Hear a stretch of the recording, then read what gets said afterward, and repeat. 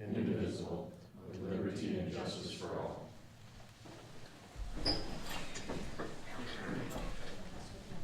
Need a motion to approve the consent items, and we'll have one additional resolution along with two additional administrative items. I have a motion that we approve the consent items, with the additional. I'll second. All those in favor say aye. Aye. All opposed, same sign, motion carried. And we have Travis and Roger from Crystal Valley.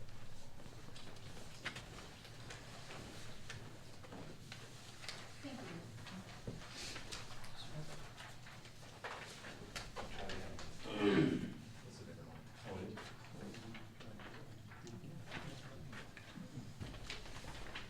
Document for the council to review. We'll just take a minute or two to read through it quick.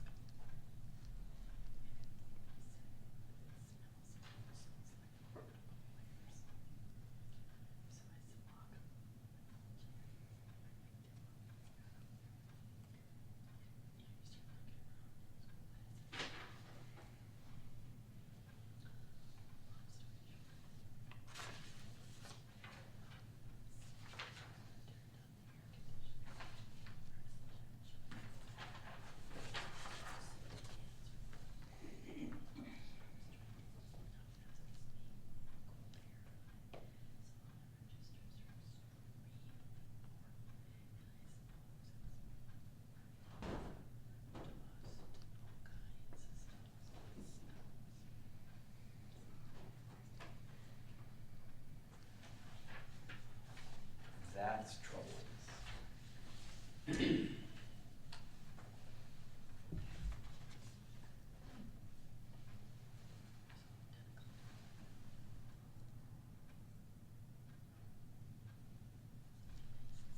I will just go ahead and reiterate what you had said, Travis, and based on the information presented by Crystal Valley, these accusations were found to be incorrect, and it is the understanding of the council that Crystal Valley's facility is indeed compliant, contrary to previous comments.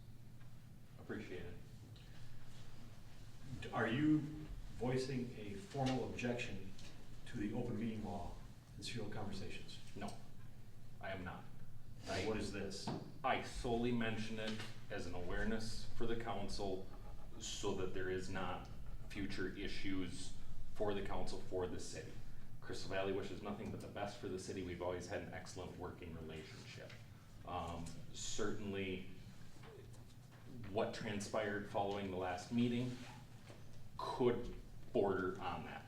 That's not what I'm trying to file complaint of, nor would I. It's solely as an awareness for the council. So then why is it in writing and signed by both you and your CEO? Explain that to me, please. Because it's a legitimate concern which could have detrimental impact on the city, and trying to look out on behalf of the city. That's why I address the concern. So I just want to be clear. I looked at the images that Doug Fensky brought to the meeting, and to be quite honest, everyone here was, including the council, were blindsided by the information that he shared. And it was all based on over-the-top pictures. which I said, if that violated the setback, then it's something to look into. Now, you've clarified certainly the 400-foot setback because your anhydrous tanks were in when the setback was previously 250 and you complied when you updated them. Obviously, you've been pretty much outlined exactly the 40-foot. The bigger concern that I had was the 50-foot from the right-of-way. And that was my bigger concern than any 400 feet violation. But like I told and said on the record, you can't tell from that picture that you're 50 feet from the right of way of the railroad tracks or not. I mean, I can't tell from an overhead image. And I said, if this is true, then it's something that should definitely be addressed. But I ended up driving like the next day to take my daughter to school. She goes to Lake Crystal, right? And saw the tanks that you guys have along the same. I said, this is just something that got blown way out of proportion, I think. That's it. And I don't think we should try to blow it any more out of proportion. But yeah, this isn't a violation of the open meeting law. I would submit my analysis would be that just somebody that was talking out of turn. That would be the best way I would describe it. And I apologize that you guys feel like you have to come down here and defend yourself over something that you guys are in compliance with. But it was something that we were blindsided with here as a council and that we didn't know immediately how to address. And quite frankly, I just didn't even think about it again until Chris emailed me that you guys were upset about what was being discussed. And I can understand your position completely. But yeah, I think it's a non-issue now in my opinion, but you may feel very differently and I appreciate that as well. But I just say this wasn't a violation of open meeting law. It was poor judgment exercised by someone on the Planning and Zoning Commission. That's my opinion. I would agree. I'm not trying to make claim that it's violation of open meeting law. Had it been different Yeah, you circumstances. put it in writing. You put it in writing. So do you want to address this or not? I said it could, Glenn, Come on, let's let it go. yeah, I said it could be interpreted Yes. as. Okay. I'm not trying to make that accusation. It's simply a point. Not trying, again, my no. bigger issue is on the front page with a representative of the city acting the way they act. Correct. Agreed. We will not tolerate that. So, one point to address, you mentioned the 50-foot. 50-foot would actually not be applicable to the facility that is up there for that setback. The original statute that the facility would have been built under, either the 1967 or the 1995 statute that is in there, does not address The the 50-foot back railroad side. okay. It addresses a buildable adjoining property, but does not address the adjoining property line of it, the railroad for the installation of it. Also, as we discussed, that was the point of the planning and zoning was it is a licensed permanent facility unless it complied with the requirements at the time of installation and continues to comply with state statute and MDA's regulations, we would not be operating a permitted or licensed facility. So. So my point in this is basically, and you, Mayor, you've already addressed, is that we're just trying to clear our name and reputation in the eyes of the public and the community that we were not operating in violation of statutes and the Department of Ag. And just make it clear that to the public then, however that can be done, that we're trying to be as good a neighbor as we possibly can to the community, a member of the community, taxpayer of the community, and that we're not a dangerous member of that community. Thank So you. it's really just trying to clear our name in this case. Yep. But then comes the other issue, as was stated on the front page of this. So we will deal with that. We had talked before, we'll digest this and we'll figure out a way forward from it. And I trust that, and I think Thank you. And there's, like I said, there's no ill will intended, desired for the city on behalf of myself, Crystal Valley, it's truly looking out for, I'm gonna say, the job and the role you guys serve is a thankless job most days. I've been on that side of it, but we want it to be a prosperous community, Yes. both for us as a business And we want and you you as to the be city. involved in that too, So- so. Yeah, like I said, we'll digest this, figure out a course of action, and go from there. Greatly appreciate it. Thank you. Do you guys have anything else? You council have anything? No, sir. Yours? With them? Okay. Just one last point, and maybe this is a community outreach type deal or whatever, but if somebody does have questions, somebody in that neighborhood or somebody in another neighborhood with certain operation standpoints or with whatever, is there are you the point of contact? You're the one they should be talking to? Just so that if they contact the city and have a question, we can point them to the right person, get them in touch with you.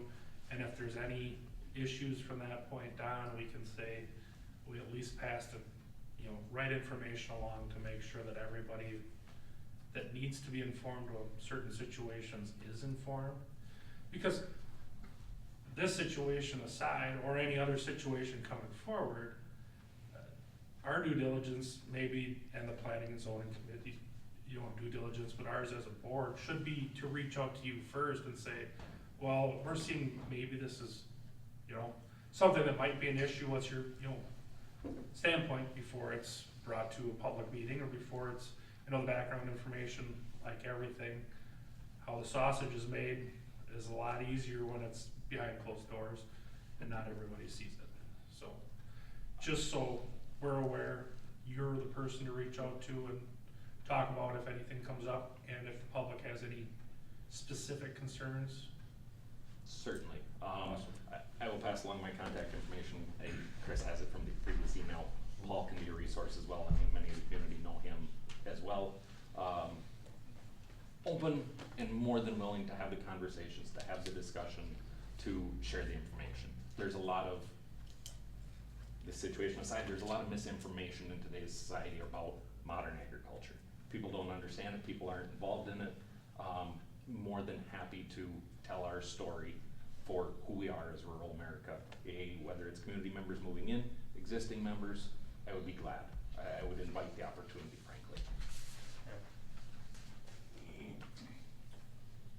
I thank you guys very much then. Any other discussion? Okay, we'll move on to resolutions. Resolution 2023-08, resolution supporting of the HF 1075, SF 1576, and public safety initiatives. Ryan Fisher was here earlier to explain, that is the House number and the Senate number in regards to, possible funding for new radios. Is that correct, right? Yes. Yes. And this resolution is our support in those bills. I'll make a motion to approve resolution 2023-08. Second. All those in favor say aye. Aye. All opposed, same sign. Motion carried. Administrative items, discuss and take appropriate action on special event license for Lost Sanity for Park Days. Talked about it in the workshop, July 7th and 8th.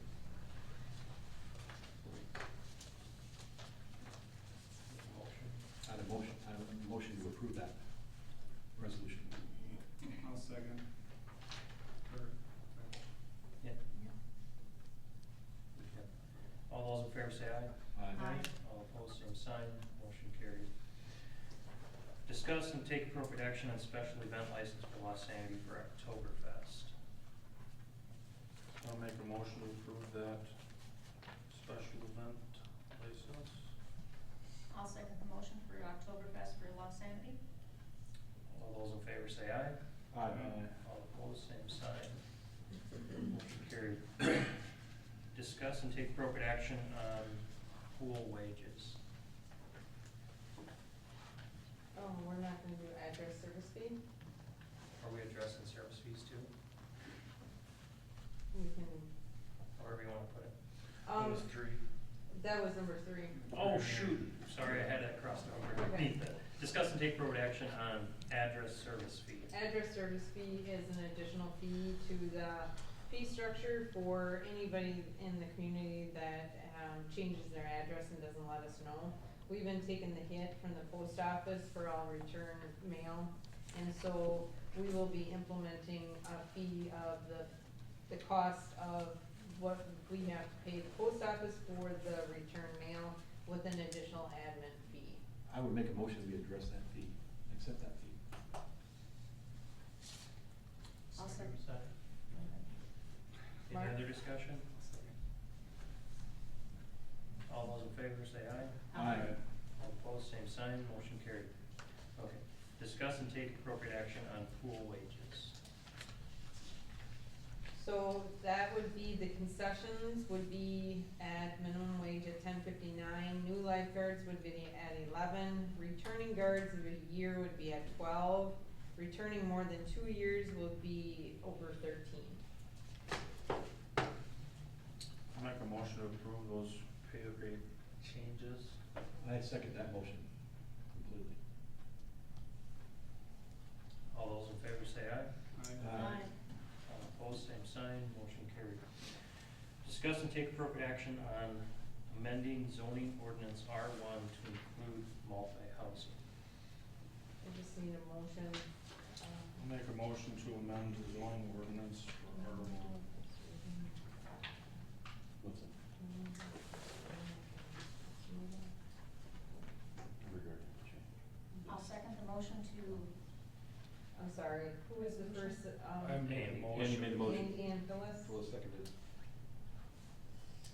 multi-housing into R1. I'd assume the only change we're talking about is adding the term multi-housing to R1, It would conditional be use. number 11 under conditional use. Yeah, cover that. Any other discussion? All those in favor say aye. Aye. All opposed, same sign, motion carried. Citizens' communication.